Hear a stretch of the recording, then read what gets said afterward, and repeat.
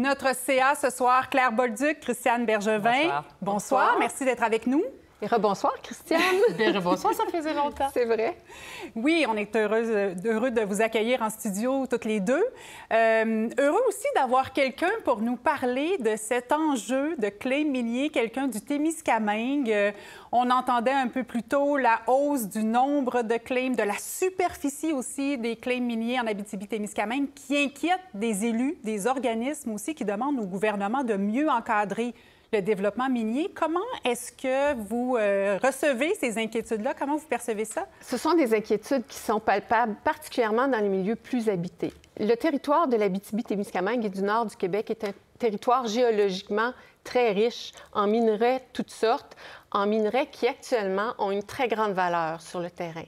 Toutefois, la possibilité de créer des mines là où on trouve le minerai devient une contrainte au développement des communautés et à la protection de l'environnement avec lesquelles on devra apprendre à composer. Moi, quand j'allume mon ordinateur, quand je démarre ma voiture électrique, je veux que ça fonctionne. Donc, ça prend des minerais. Et je pense que c'est pas mal tout le monde qui va être dans cet esprit-là. Mais je suis aussi la personne qui était dans le film de Richard Desjardins, True Story, pour dire il y a un modèle de développement dans le secteur minier qu'on doit absolument revoir. On doit prendre en considération beaucoup plus le développement des communautés et des territoires dans leur ensemble et voir de façon beaucoup plus sérieuse comment on oriente les activités minières plutôt que comment on impose les activités minières sur les territoires. Il y a la protection des esquerres, là, entre autres, qui est ressortie de la part des élus municipaux. Est-ce qu'on devrait exclure complètement les esquerres de toute exploitation possible? Je pense que c'est déjà ce qu'ont fait les municipalités, notamment dans quelques MRC de l'Abitibi. Elles ont déterminé, c'est souvent les sources d'eau potable du monde municipal, c'est une ressource qui est essentielle et très peu renouvelable. Alors, sachons, c'est important qu'elle l'ait fait. Les municipalités et les MRC qui déterminent des territoires inaptes aux activités minières, elles doivent avoir aussi les moyens de faire respecter c'est ça l'enjeu. Ces conséquences-là.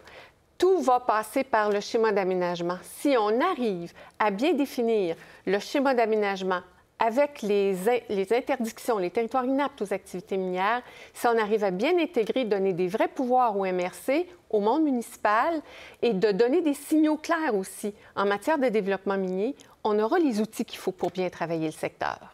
Christiane, vous avez suivi aussi cet enjeu-là. On veut développer les ressources, entre autres pour la filière batterie. Comment est-ce que vous avez reçu ces inquiétudes aujourd'hui? Bien, d'abord, écoutez, il faut dire qu'un boom minier, là, c'est un problème de richesse pour le Québec parce qu'on a, comme l'a dit Claire, un sous-sol qui est extrêmement riche. En même temps, le foisonnement des claims, puis moi, je sors un petit peu d'Abitibi-Témiscamingue. Pour aller au Québec, bien, il y a des claims dans des municipalités qui n'ont aucun précédent, aucune tradition minière. On peut penser au sud-ouest du Québec, il y a 15 000 claims maintenant. Alors, assez d'accord que, puis il y a des préoccupations d'aménagement, qu'on doit avoir un modèle qui est basé sur un aménagement, un plan clair, des zones désignées, parce que quand on investit de l'argent, si on est investisseur dans une société d'exploration, bien, on veut que finalement ça puisse se poursuivre harmonieusement pour amener un développement réussi. Même s'il n'y en a pas beaucoup des claims qui mènent. Un claim amène à une mine sur 1000 claims. C'est ça, c'est que oui, ils achètent des claims, mais en même temps, il y a peu de ces claims qui se transforment en développement. Est-ce que c'est justifié de s'inquiéter lorsque c'est encore que des claims? Pour pouvoir maintenir le claim, pour pouvoir maintenir sa validité, on doit faire des travaux de mise en valeur du claim minier, du droit minier qui est présent sur l'espace qu'on a réservé. Et ça fait des dégâts, malgré tout. On a vu dans le communiqué de presse, par exemple, des groupes environnementaux, on a vu l'espèce de barbouillage sur le territoire. Ça laisse des traces, ça laisse des marques qui sont importantes.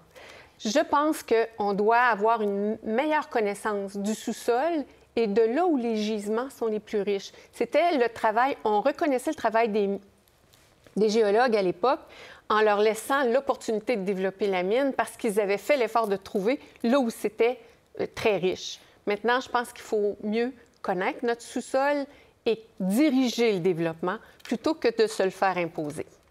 Maintenant, j'aimerais vous entendre aussi sur la controverse autour de la Banque de développement du Canada, des dépenses d'Isabelle Hudon, la nouvelle PDG, qui sont contestées.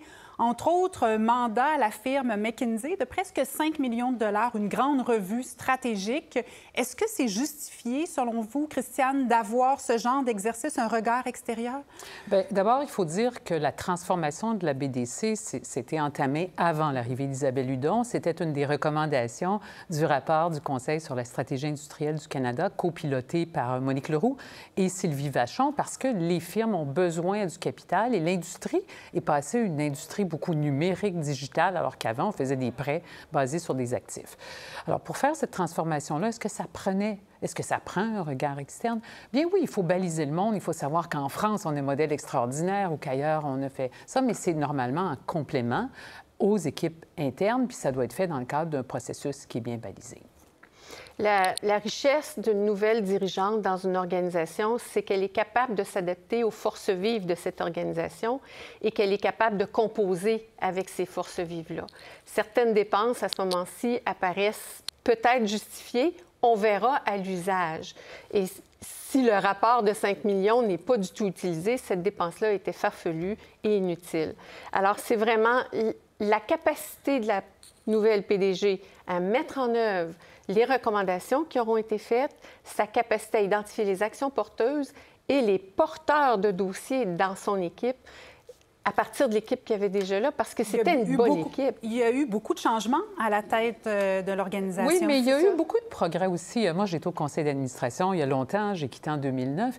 Écoutez, en 2022, l'année qui s'est terminée le 31 mars 2022, puis Isabelle était juste là depuis 8 mois, puis c'est pas nécessairement la planif stratégique, c'est pas nécessairement elle, mais écoutez, la BDC a généré un profit de 2,5 milliards de dollars. Ça, c'est 3 fois plus qu'en 2018, avant la pandémie. Ils ont servi plus d'entreprises, plus de femmes, plus d'Autochtones. Alors, il y a des belles choses qui se passent à la BDC en même temps. Et donc, si on sert plus d'entrepreneurs et d'entrepreneureux, on va gagner. Mais il faut savoir mieux travailler. Et je pense que l'entreprise, l'institution n'a pas 80 ans d'existence sans avoir fait des bons coups avant l'arrivée de Mme Hudon.